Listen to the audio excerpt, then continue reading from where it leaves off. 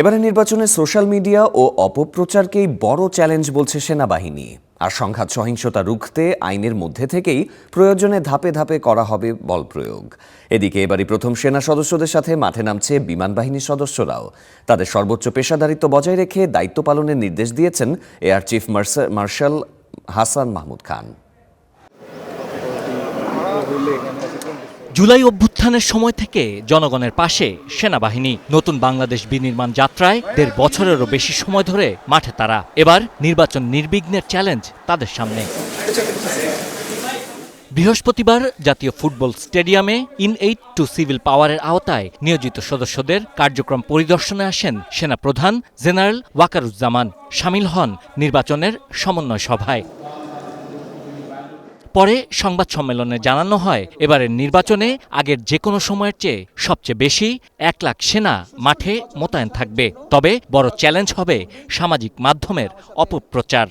এবারের নির্বাচনে অন্যতম বড় হুমকি হচ্ছে সোশ্যাল মিডিয়ার মাধ্যমে মিথ্যা এবং অপতথ্য প্রচার।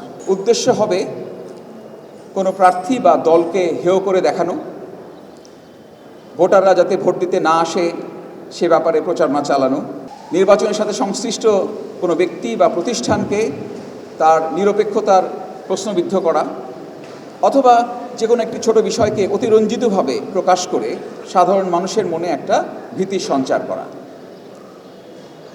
এই অপপ্রচার প্রতিরোধে আমরা আপনাদের সাহায্য চাই। নির্বাচনকালীন সময়ে আইনের মধ্যে থেকেই প্রয়োজনে ধাপে ধাপে বল প্রয়োগ করা হবে বলেও জানান এই সেনা কর্মকর্তা। সহিংসতা বা নাশকতা প্রতিরোধের জন্য যে ধরনের প্রিপারেশন দরকার, যে ধরনের প্রস্তুতি দরকার, অন্যান্য আইনশৃঙ্খলা রক্ষাকারী বাহিনীর পাশাপাশি সশস্ত্র বাহিনীও সকল ধরনের প্রস্তুতি সম্পন্ন করেছে। বিশেষত সেনাবাহিনী এই সকল নাশকতা প্রতিরোধের জন্য সম্পূর্ণরূপে প্রস্তুত রয়েছে। যদি সত্যি সত্যি কোনো ক্ষেত্রে অতিরিক্ত বল প্রয়োগের প্রয়োজন হয়, তাহলে রুলস অফ এঙ্গেজমেন্টে যে ক্রমান্বয়ে ধারা দেওয়া আছে, যে ক্রমান্বয়ে বল প্রয়োগের মাত্রা বৃদ্ধির একটা প্রক্রিয়া আছে, সেটা অনুসরণ করে প্রয়োজনীয় ব্যবস্থা গ্রহণ করা হবে।